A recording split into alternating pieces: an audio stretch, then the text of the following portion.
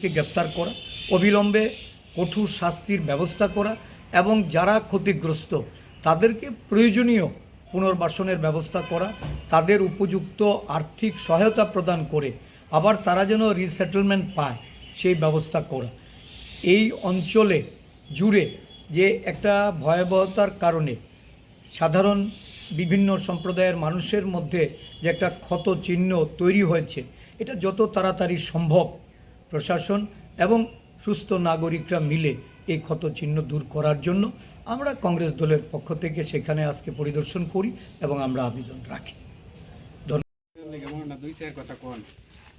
এরকম নামে যে একটা আমরা আশা দিচ্ছেন আজ পর্যন্ত মানে কোনো একটা নেতা এসে কিন্তু এই আশাটা আমাদের যেই জায়গা তুই জানা আছে যে আপনি মুসলিম এলাকাতে একটা বুক খুলে একটা কথা কইতে পারেন।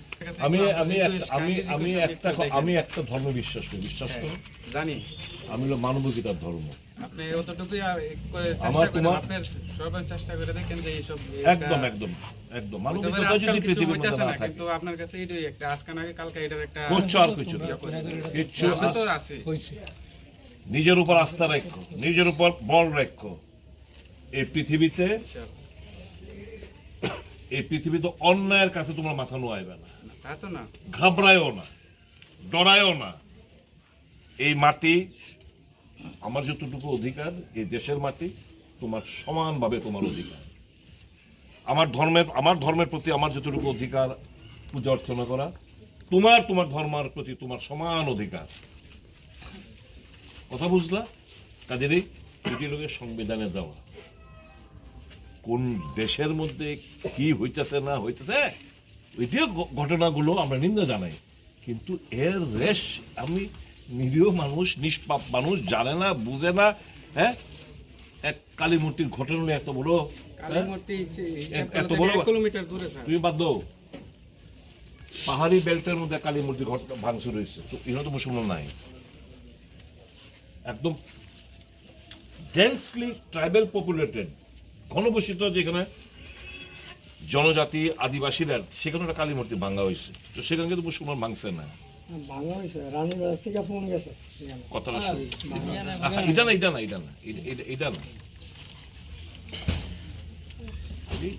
তোমাদের কি ইজিলি তোমাদের কাছে মোহর লাগাই দিতে চায় আর কি।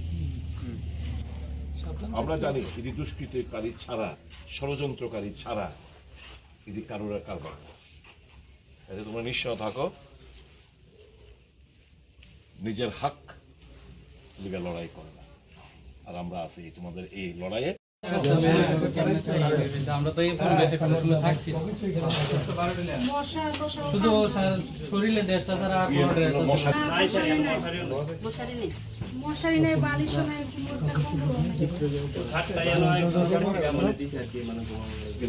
মশারি নাই, কম বলো না স্যার।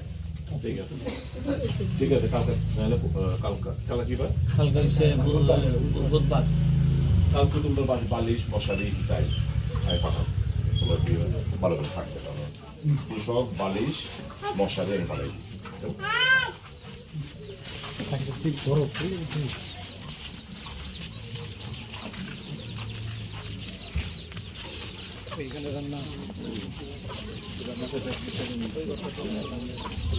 রান্নাকে নিজেরাই করে,